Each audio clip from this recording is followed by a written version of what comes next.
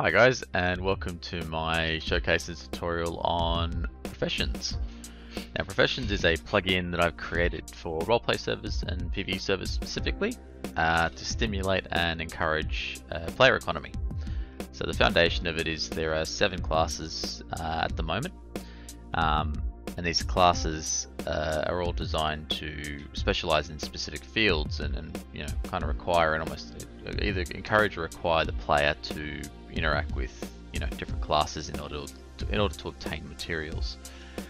An example of this, if this is the Weaponsmith class, where Weaponsmiths are the only class that specialize in creating weapons, so guns, guns, swords, you know, melee weapons, tier 1 and above, and the plugin will allow for 3 different config options. First option is that no other player who isn't a weaponsmith is able to craft these items, or just simply prevents them.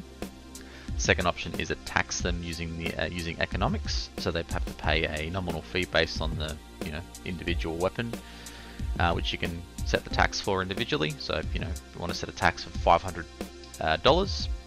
they'll need to pay $500 in order to craft that item as a tax. So it kind of encourages them to purchase that item from another player, but if no one has it on the, if no one has it, then they can suck it up and pay that tax if they want to.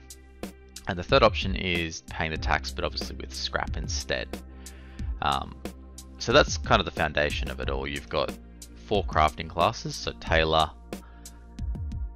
mechanic, electrician, and weaponsmith, and these all specialize in their respective in their respective items. Now the items are completely configurable, so in the config file you can go through and adjust the items to be either gunsmith, tailor, electrician, or mechanic, or free craft. Free craft means it can be crafted by any player without tax, or without encumbrance. So you can go through and set them, to whatever you like. Now by default it's based on Rust's weapon item categories, so pretty much anything that falls under weapon that's tier 1 and above falls under gunsmith. Anything under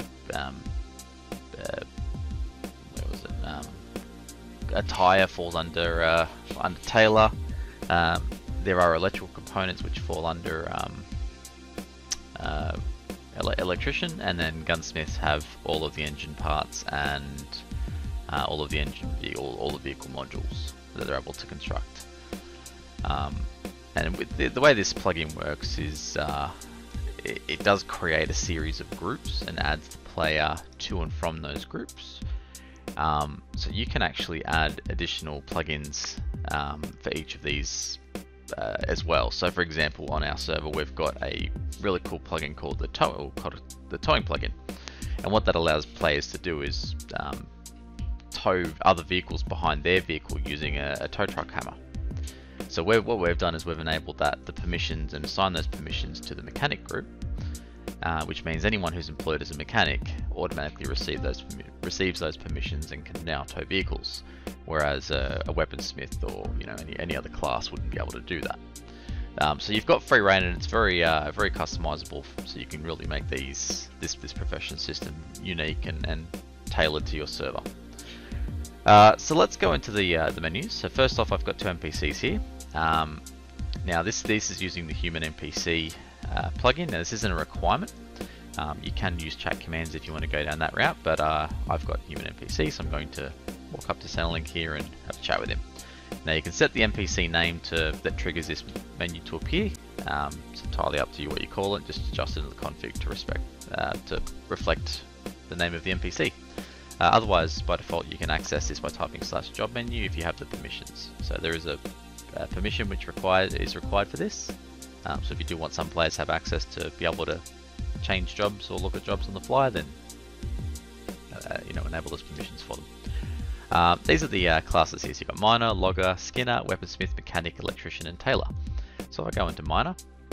Miner is considered a gathering class, and obviously it mines resources, so it's predominantly going to be mining stone, metal, sulfur.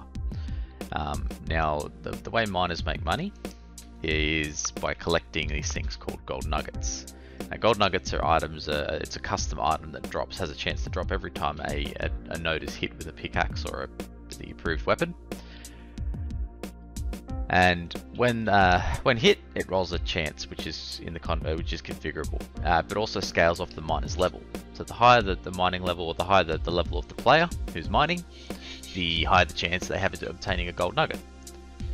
When they obtain this gold nugget, they can basically sell this to the market for scrapper economics, depending on what your currency and what currency you're using on your server.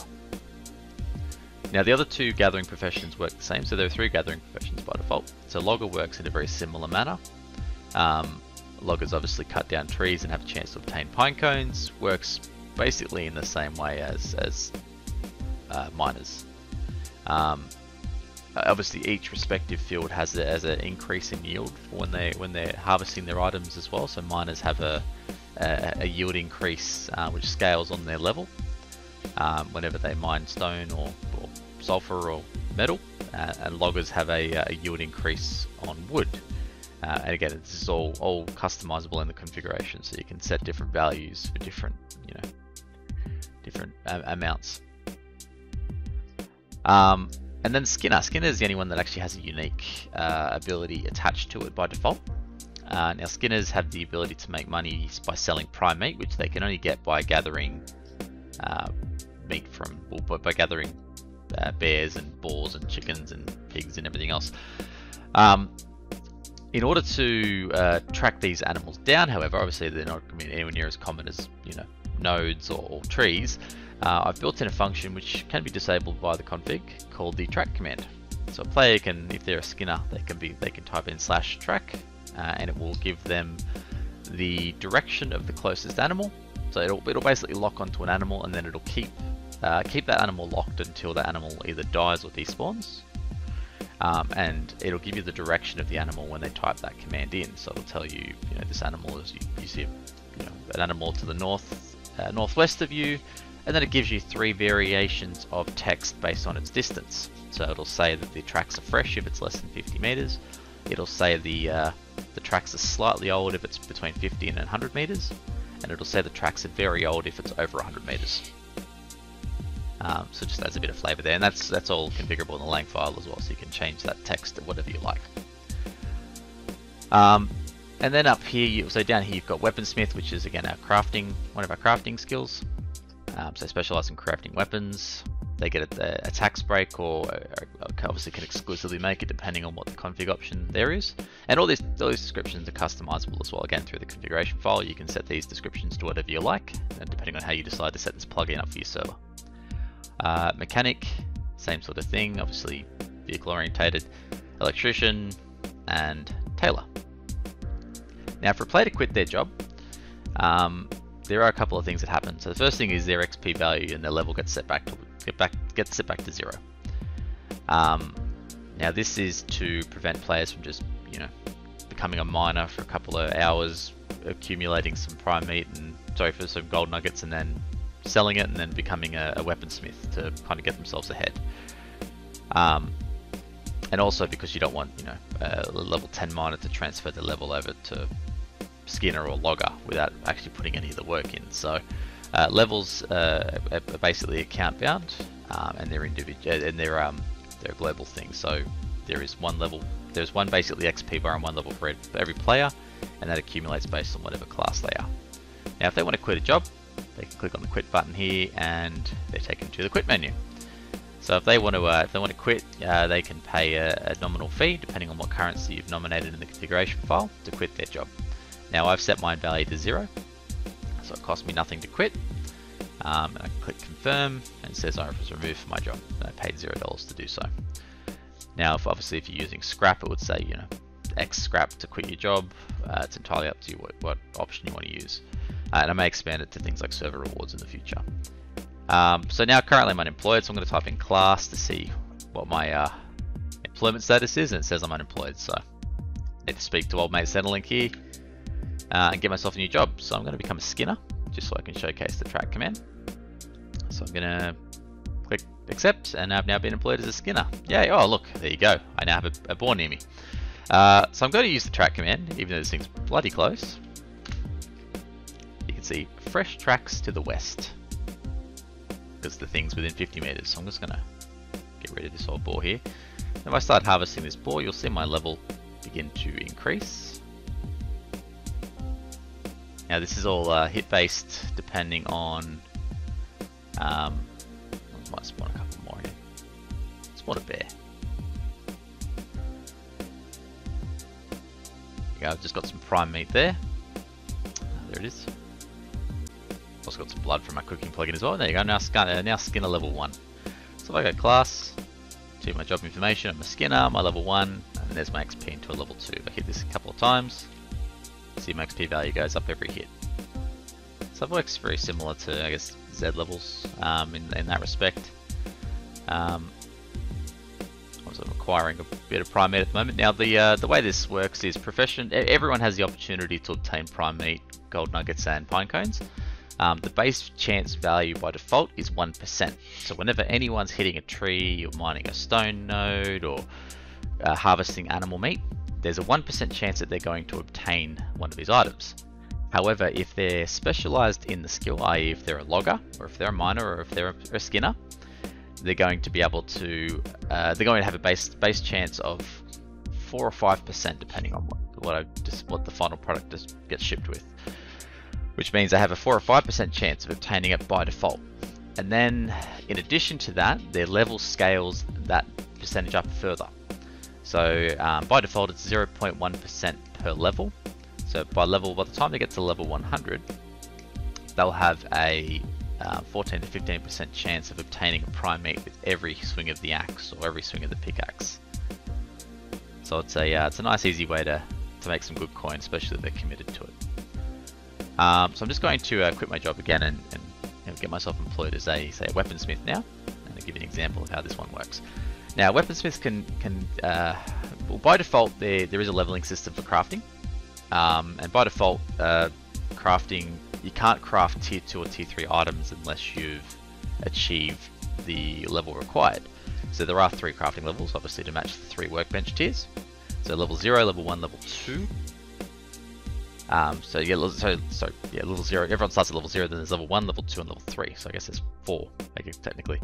At level 0 you can craft, any item, and any item's going to provide that player with experience, towards their crafting level, just to kind of get them to level 1, so they can craft things like, furnaces, spears, basic burlap clothing, and everything's going to contribute to the XP pool for this player. Until they get to level 1. Then from level 1 onwards, it's only specialized items that will actually level their skills. So, for example, if you're a gunsmith, you need to make gunsmithy things in order to actually level your gunsmith level. So, for example, you're level 1, you want to make yourself revolvers or crossbows or whatever else has been assigned to you as a player to be able to craft. So I'm just gonna grab myself a research bench real quick. And a workbench, grab some scrap, and then we'll grab, let's see if I remember how to actually play Rust, grab some frags. I think that's what you need for a crossbow maybe. So I'm going to stick my research bench down, my workbench down. Is crossbow default? Which I think it is. It is, cool. So I need some wood now. So I'm going to grab some wood. Alright, so I'm going to attempt to craft a crossbow, and knowing me, this is going to make me a liar. You must be crafting level 1 to craft this item. Type class to see your current crafting level. I'm Weaponsmith level 0, so I need to craft some items just to kind of get me through. So I can do things like hammers, I can do pretty much anything. So everything's going to give me XP to some degree. Oh. So that was only point something of XP, so it rounds down. I'll grab, let's have a look. Grab a tool cupboard.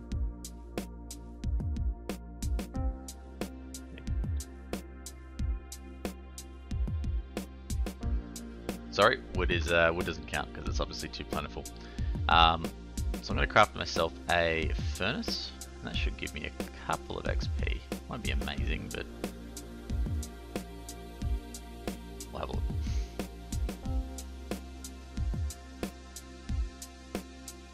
you go, 0.45. Now this is completely scalable. So the way the XP is calculated is based on the value of each component. So an example with the default configuration, targeting computers contribute 20 XP per targeting computer used. CCTV cameras contribute 15, propane tanks 0.5, metal blades 0.4, metal pipes 1.0, metal springs 4.0 XP. Now you can completely customize this. If you want to, if you want targeting computers to contribute 200 XP, you can set the value to 200, and then you can have it automatically adjust those values in the config for you by typing a command to update the XP values. You can go through and set cloth to provide the player with more XP than it does by default. You can add wood and that sort of thing in there as well if you really want to. So the sky's the limit when it comes to the components and I guess the requirements and XP values. There's also an individual multiplier for XP per item as well, which I can show you later down the track. So if you want components traditionally to give low XP values, but for items specifically things like car parts, you want to give them a bit of a buff, because otherwise they'd just be be too much of a grind for poor old mechanics. You can add a multiplier onto those individually as well. So if you want them to give 5 times the XP than they normally would, you can do so. So let's just say, for example, if a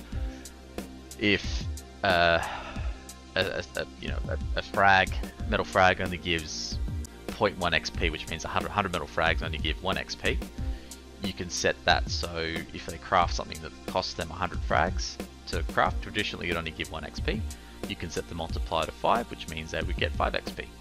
But only for that individual item. Every other item would still only give 0.1 XP per frag. So yeah, a lot of customization. You can really tailor this to your server.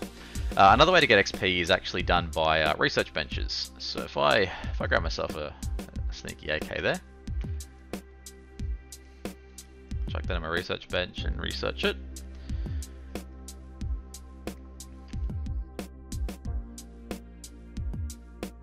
She's done. Now if I research this, I regained 108 XP from doing that. Now researching has a multiplier on it as well, so you can set multipliers for how much research will give you based on the component costs that you would get from building that item. So obviously 8K is quite involved with the components that's required. It requires a rifle body, 4 metal springs, 50 high quality metal and 200 wood. So what happens is it calculates how much XP you would traditionally get from one of these and then multiplies it for researching it. So researching is a really good way to easily level up individual classes. Obviously when it comes to fortnightly wipes and BP wipes, is something you need to kind of work on, and whether you want a BP wipe or give the players option to BP wipe, it's entirely up to you. But yeah, it's a good sort of surefire way to gain XP. Alright, so if I go to craft my crossbow now, we shouldn't have any issues doing so. Yeah, there we go. So I'm able to craft it. So that's kind of the foundations and the fundamentals of how that works. Now, if I was a tailor and I attempted to craft anything, even if I have the blueprint for it, it just won't work, because it'll just say that you need to be the weaponsmith profession to do so.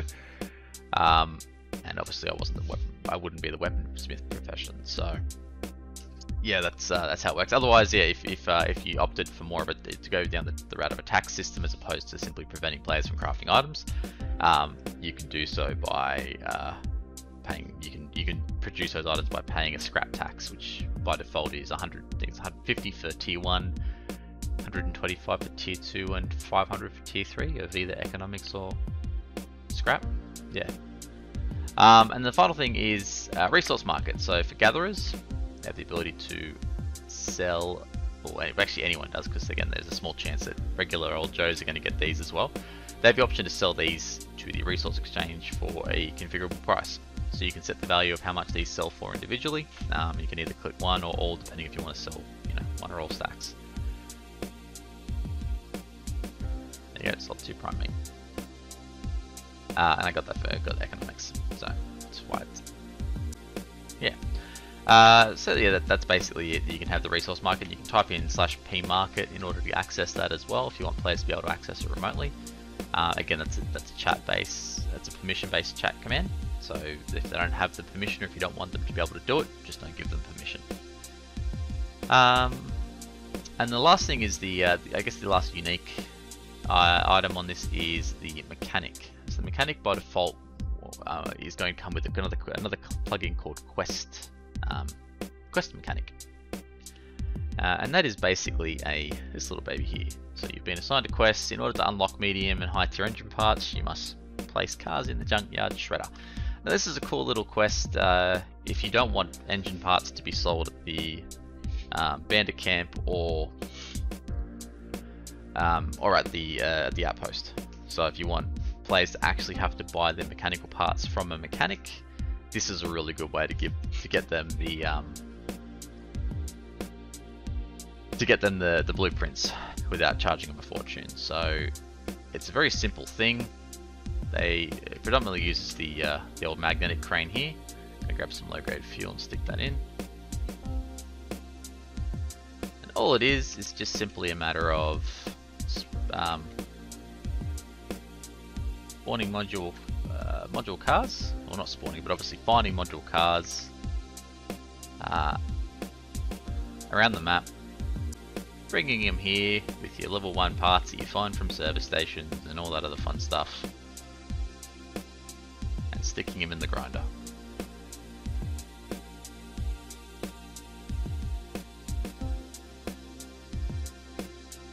As you can see here, I get 100 XP for doing so.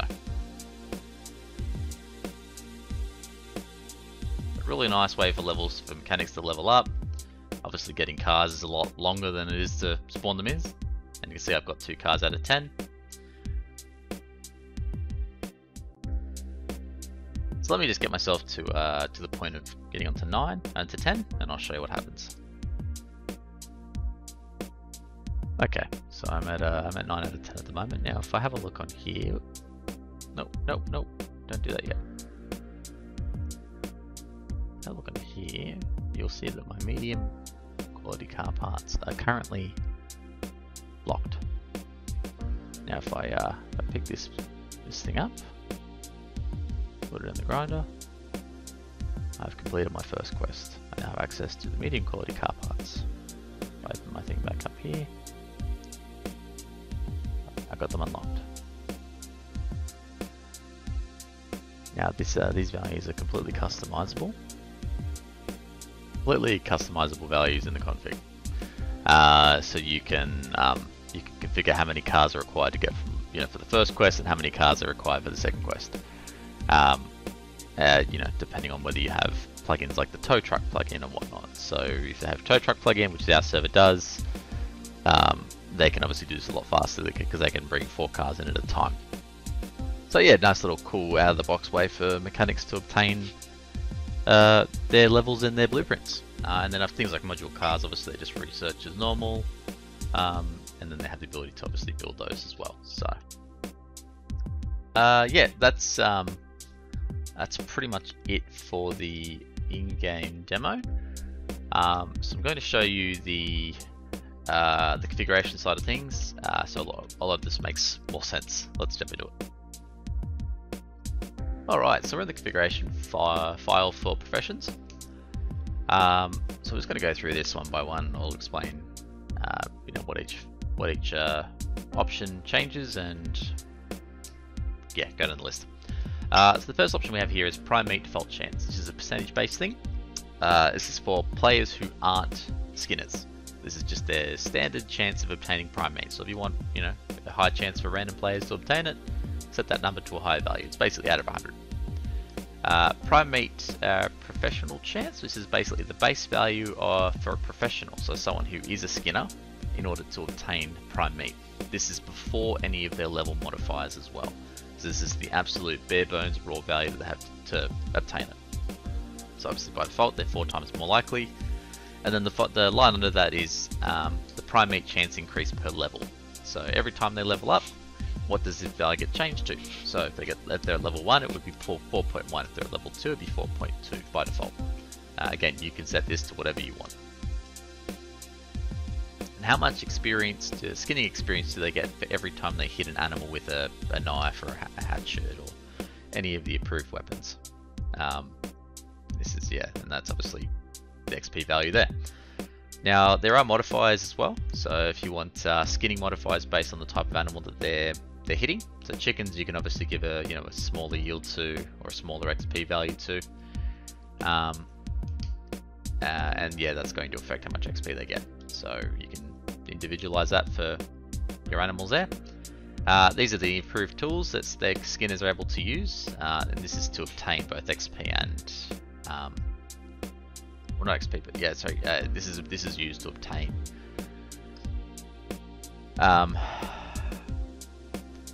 Primate. So knife, bone knife, butcher knife, combat knife, rock, salvage axe, stone hatchet, and salvage hammer. Then you have the gold nugget chance, which is exactly the same as the Primate. So this is the base chance for regular old Joes to obtain it while mining. This is the professional chance, which again is a base value of 4.0, and this is the increase per level. This is how much experience they get per hit with an item, and these are the approved items. So you've got rock, salvaged hammer, pickaxe, stone pickaxe, and ice pick salvaged. Just prevents things like bone clubs from just letting them sit there for hours, just hitting a rock with a bone club and leveling up. Pinecone default chance is exactly the same thing, but for loggers. So again, this is just for any old Joe to drop to get a chance of obtaining a pinecone. This is the professional chance. This is the increase per level, the logging experience for every time they hit a tree, and these are the tools that they can use to log.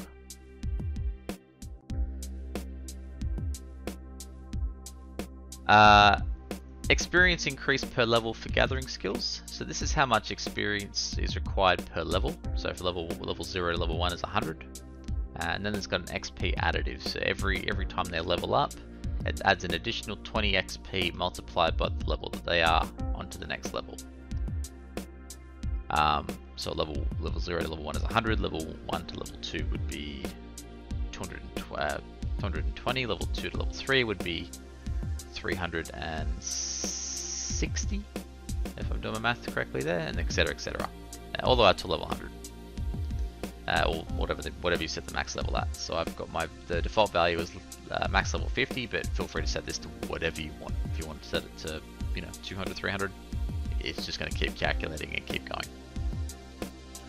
Additional resources per level, which is percentage based. So what this is going to do is it's going to increase the amount of resources that you gain by X% for every level that you are. So if you're level 10 and the value is set to 2% per level, you get an extra 20% yield every time you swing your axe at a tree or mine a node or whatever, depending on your profession. Again, set this value to whatever you want. If you want it to be 1,000 times, 1,000 times, you can set this to 1,000 times. Item information, so Skinner, Miner, and Logger. These are basically the items for Primate, Gold Nuggets, and Pinecones. So if you want to change the skin ID, if you want to change the the short name, make it blood or glue or whatever you want, it's entirely up to you. This is the sell price. This is what it sells for at the market, so you can individualize these. I'd actually recommend selling Pinecones for cheaper than you'd sell Gold Nuggets and Bear Meat, so Primate, because it's just so much easier to obtain. And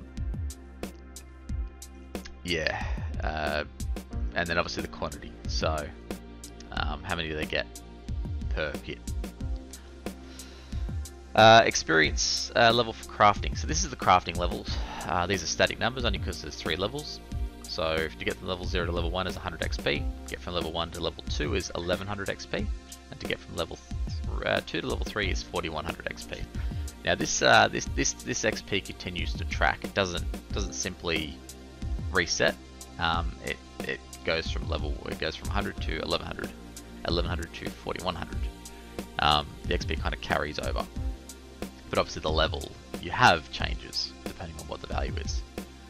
Cost to change class. Now this, if you want to set this a cost to actually remove the player from the class, you can set the value here. So you can go 3,000. Would cost them 3,000 scrap or 3,000 economic dollars, depending on what you set the value to down here. That's how you adjust the value here.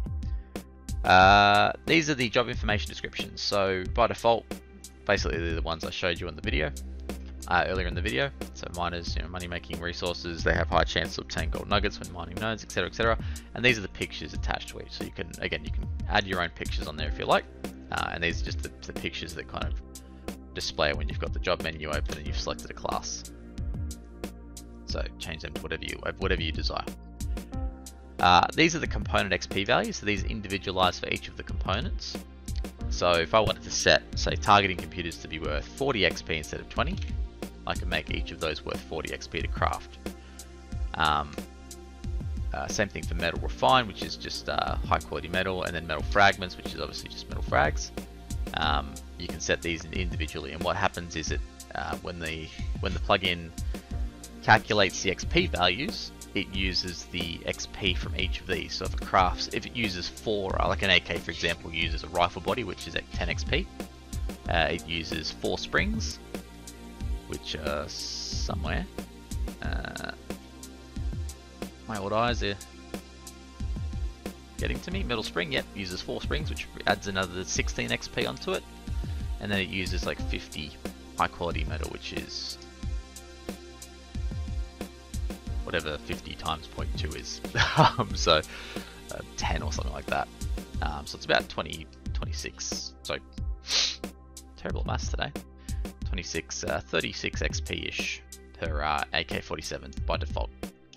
Again, if that value seems too low, increase it. It's entirely up to you.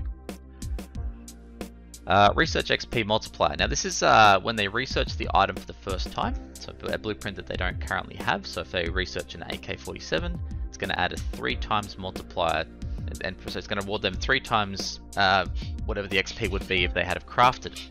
So 36 times 3 is 108. I feel really bad I have to use a calculator for that. It's 108 XP that they would receive by default for researching an AK. And that's really good because it's something they can only do once. It kind of encourages players to try to obtain unique blueprints, even if they might not necessarily use those blueprints. So it kind of creates a market for items that might not necessarily ever get used. The chainsaw XP modifier is how much XP the modifier gets knocked down to per hit for a chainsaw. This is relevant specifically for for loggers, because if a chainsaw got the same amount of XP per hit as a hatchet did, chainsaws would just be the 100% be the meta. So it reduces it from 1.0, which is the full XP value, down to 0.05. So it's only 5% of the XP that you would get normally by hitting it. So it's not a very efficient method to level with. Jackhammer by default is 0.4% of the XP that you would normally get. Again, set these values to whatever you like, as long as they're, you can set them to positive values if you really want to, but yeah, up to you. Crafting skill level required to craft. Now, if you don't want crafting levels required to actually craft items, I know it's not everyone's cup of tea, it can be quite grindy for some, set this to false. Now this basically means that, if you're a level 1 crafter, you can still craft AK-47s and whatever else, if you're that particular class. So that doesn't it doesn't allow tailors to craft AK-47s without a cost, or by bypassing any of the checks for whether they're getting any of the class checks. It just simply allows people who are that particular class to craft those items without the crafting level. Allow the use of resource bags. So the resource bag is a bag that can store resources, obviously, so pine cones, gold nuggets, and prime meat. It can be accessed by typing /rbag, or if you have the cooking plugin, it can be a cooking bag can be added to it as well, which is just a physical bag that they click the open button, and it's just simply a vessel for accessing the bag. And basically that allows for things like pine cones, gold nuggets, and prime meat to go directly into the bag. So if they want to harvest, the harvesting, instead of having these items clog up their inventory, you can have that go into that bag. That's a chat command requirement, so there's a permission required to use this chat command. So if you want to give a particular group access to this but not others, you can. Max stack size when the item is placed in the bag from gathering. By default, the max stack size for the battery item is 5. I've set this to 10, which means if if it goes directly from being gathered into the bag, it has a maximum stack size of 10 before it starts creating another stack. Whereas if a player tried to move that item into the bag, and it would still have a max stack size of 5. Now here's one of the most important settings. What method should we use to handle crafting? Now this is an integer input here, so it's either 0, 1, or 2. 0 means that you simply prevent the player from crafting any item if they're not the particular class. So if it's a weaponsmith specific item, only a weaponsmith can craft it. You can't physically craft it if you're not a weaponsmith. Same for tailor, same for mechanic, same for electrician. Option number 1 represents tax economics. So basically it'll charge the player a tax value depending on what you've set for that individual item, or if you've just left it default, it bases it it bases it on the workbench tier, so tier 1, tier 2, or tier 3. It'll simply charge them that as an economic tax. So they basically lose money for they have to pay an additional financial cost for crafting these items if they're not that particular class. And then option 3 is that exact same thing but with scrap instead of economics, so tax scrap. So if you wanted to make it so scrap is tax, you'd set this value to 2. If you want to make it so it taxes economics, you'd set it to 1. If you want to prevent anyone else from crafting these items except for those particular classes, you'd set it to 0. Currency used for quitting, for the market and for quitting. So this is the actual currency that players get for selling pine cones, gold nuggets, and Primate, as well as the money that's required to quit their jobs. So if you want it set as economics, set right in economics. If you want it set as scrap, set right in scrap. So just put it in between the double quotations and be sure to keep it lowercase. Chat command to open the market. Again, this is the chat command to open the market if the player has the permissions, which is chat. So professions.chat.market. If they have that permission, they can type this particular command in and open the market. Same thing for the job menu. Job menu is where you get yourself employed. Requires professions.chat.jobmenu, and they can type that command in order to access it. Name of the human NPC that will open the store. So this is the name of the NPC that will trigger the store opening. So in my case, I had it called Resource Market, so I had my NPC named Resource Market as well, and when I spoke to him, it automatically found him, and so found the store and opened it.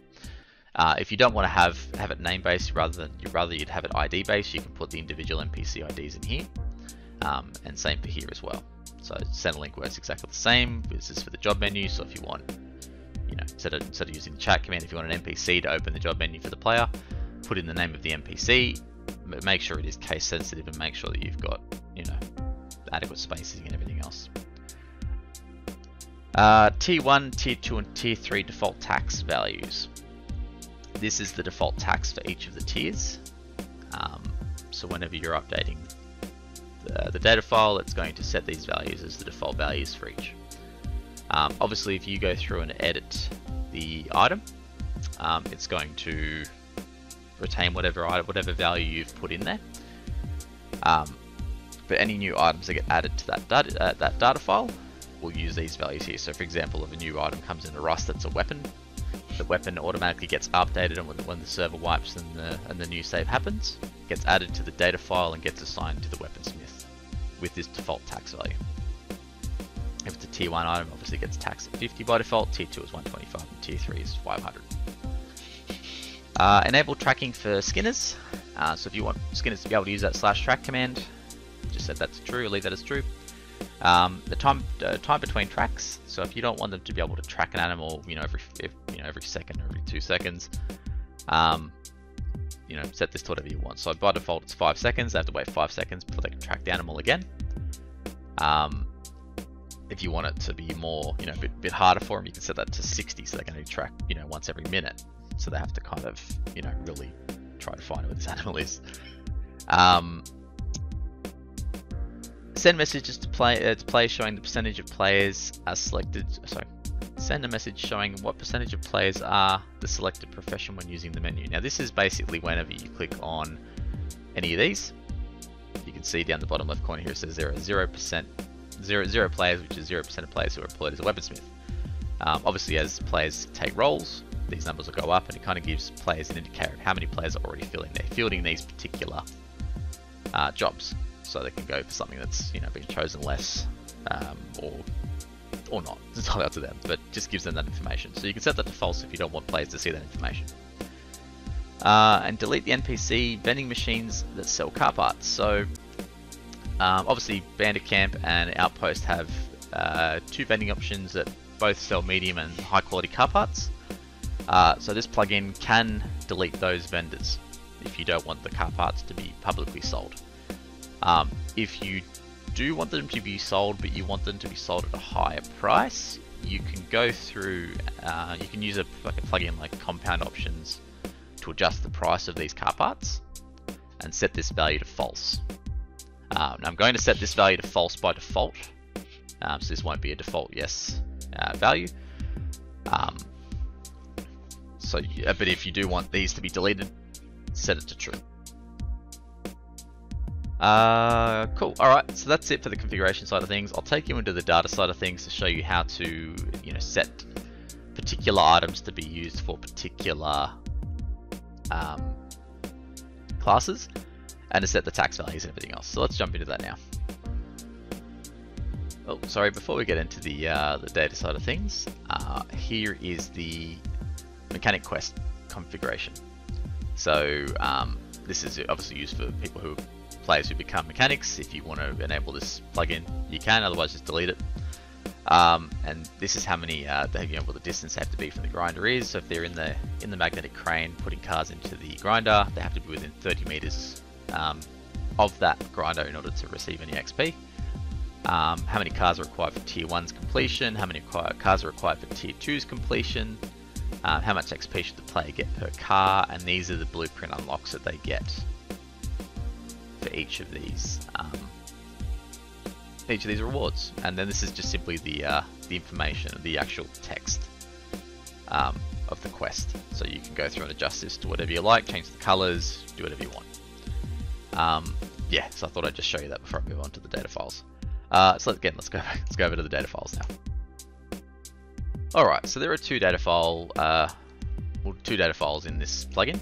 You've got the player information, and you've got crafting info. So player information's, you know, information such as the profession, the crafting level, XP, bonus chances, all that other stuff. So just to keep track of players. You can look at and adjust it manually if you want to, otherwise you don't have to. And it also shows any items that they have in their resource bags as well. And this gives you kind of a running total of how many of each of the items have acquired too. So if you're kind of finding that your servers, you know, if certain items aren't balanced, the drop rates aren't balanced, you can, you know, adjust them and scale them as much as you like. And then the other option here is crafting info, which is obviously the one we're going to focus on now. So in here is a list of every item in Rust that has an item name that's craftable. Yes, anything you can find in your crafting menu. So it doesn't incorporate things like LR300s that can't be crafted. It's just purely crafted items. And you can see here things like, well, sorry, before I jump into this, whenever a new item is added, there's a couple of checks that happen. So the first thing is the item checks. It checks to see if the item is tier 1 and above. So if it is tier 1 and above, it's going to set it to whatever its category is. So if it's a weapon, it's going to set it to Weaponsmith. If it's a tire, it's going to set it to, you know, tailor. But if it's just a random item or if it's any item that's tier 0, it's automatically going to set it to free craft, which means any player is going to be able to craft it. If it's things like ammunition, it's going to be set to free craft. If it's a fun item, it's going to be set to free craft. If it's a vehicle module, it automatically gets set to mechanic. And then everything else pretty much gets set to free craft. So if it's, unless it's an electrical component, so in which case it gets sent to electrician. But as new items get added, they get added to the bottom, so it's fairly easy to keep tabs on what's been added. You can just simply adjust the values and whatnot. So you can have a look on here. Obviously we've got things like wolf hats, which are free_craft. This means that any player can craft these items. Now the formatting and the capitalization is very important. If you're going to change any of these, make sure that they are lowercase, and make sure that they are, you know, the same as where they are in other places. An example would be Weaponsmith. So you can see here, Weaponsmith is all one word, all lowercase. Yeah. Now these are arrays, which means you can have more than one class able to craft these.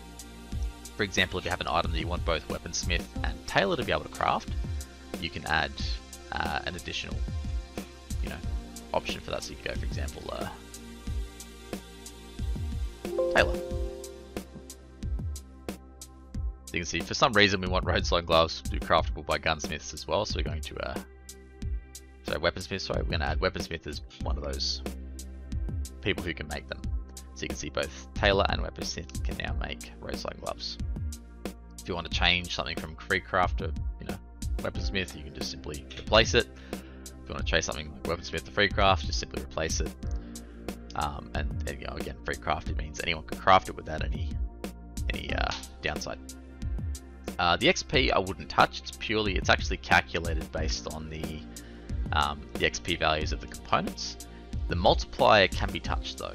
So if you want this to, you know, this particular item to have a higher multiplier, you can do so. So you can set this to say, you know, 10. So which means it'll give 0.1 XP per craft and 0.3 XP per research.